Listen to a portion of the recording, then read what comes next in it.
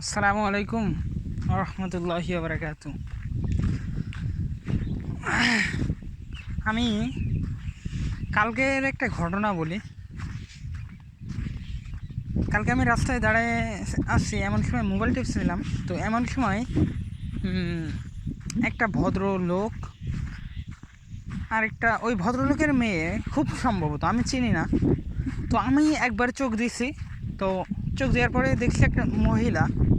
তো আমি চোখটা ফিরাই নিছি, তো মোবাইল টিপছি। এমন সময় ওই মহিলাটা আসলো, এসে আমার বলছে, তুমি অমুকের ছেলে না? তোমার বাপ কত ভালো, তোমার এই অবস্থা কেন? তোমার পাগলের মতো লাগছে, হ্যান ত্যান, মানে অনেক কিছু বললো আর কি আমারে, ঠিক আছে? তো আমি শুনছি আর কি। তো আমার জিজ্ঞেস করছে, তুমি কী করো, কোনে থাকো, হ্যান ত্যান। তো আমি আসলে দেখছি সে মহিলা মানুষ, এই কারণে আমি চোখটা তার দিকে তাকাই নাই, না তাকায় আমি মোবাইলের দিকে তাকায় বললাম, হ্যাঁ আমি অমুকের ছেলে, আমি বাড়িতে আছি। তো উনি বলছে যে তোমার বাপ অনেক ভালো, তুমি এমন কেন? তা আমি আর ওই সময় মহিলা মানুষ, তো কী বলবো, আমি আসলে কিছু বলার মতো তেমন কিছু বলছি না, মহিলা মানুষ বলে জাস্ট তো শুনছি আর কি। তো এখন সে আর তার পিতা যে ছিল মুরব্বী, সে মুরব্বী বলছে যে নতুন বেশ ধরছে, নতুন এই না এমন না, হয়তো এমন বলছিল যে নতুন রূপ নিছে, নতুন রূপ নিছে। তো এমন কথা বলছে। তো এইভাবে বলে চলে আসছে, বলছে তোমার বাপ কত ভালো মানুষ, তুমি পাগলের মতো দেখাচ্ছে, হ্যান ত্যান। তো আমি সে যখন চলে আসছে এইসব কথাগুলো বলে, আমি এতটুকুই বললাম যে আপনারা আসলে ইসলাম সম্পর্কে পূর্ণাঙ্গ জ্ঞান অর্জন করেননি, ঠিক আছে? এতে এই কথা বলেছি। আর অমনে বলছে, নামাজ কয়েকটা নামাজ পড়েছিস, ঠিক আছে, এইভাবে বলছে।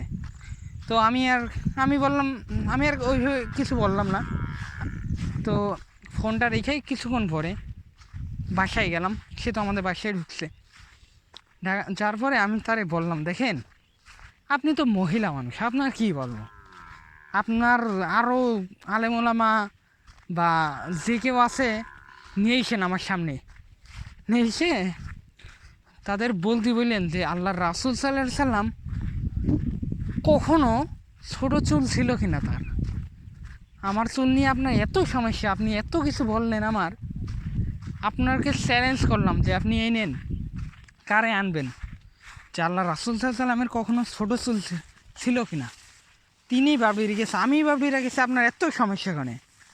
আমারে পাগলের মতো লাগে আর যা লাগুক, সেটা আমি বুঝবো।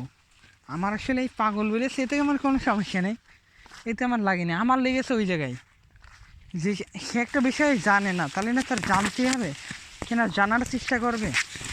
জানার চেষ্টা না করে কেন উল্টোপাল্টা কথা বলে? সে বলছে তোমার বাপ ভালো মানুষ। আমি কি খারাপের কি করেছি? আমি কি তারা দেখে শীষ দিয়েছি? তারা দেখে কি ব্যাগ ধরে টান দিয়েছে, অন্য ধরে টান দিয়েছি? আমি কি খারাপ করলাম যে আমার বাপ ভালো, আমি খারাপ? আচ্ছা, আমারে বলছে কয়েকটা নামাজ পড়িস।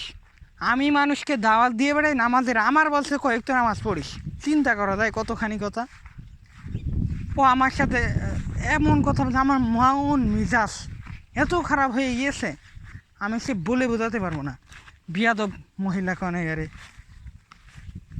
আমি আসলে যতটুকু, আসলে মহিলা তো এই জন্য কিছু বেশি কিছু বলা যায় না, তারপরে যতটুকু পারিছি বলেছি।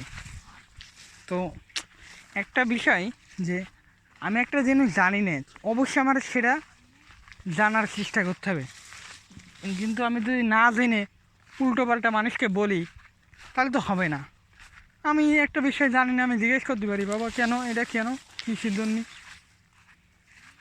তা না করে কেন হ্যান ত্যান পাগল মতো হ্যান ত্যান তু এসব বলা তো যাবে না। এইসব বললেই মানুষের মন মেজাজ এমনিতে খারাপ হয়ে যাবে। তো আল্লাহ সবাই বুঝার তৌফিক দান করুক, আমিন। আর আমাকেও ধৈর্য ধরার তৌফিক দান করুক, আমিন।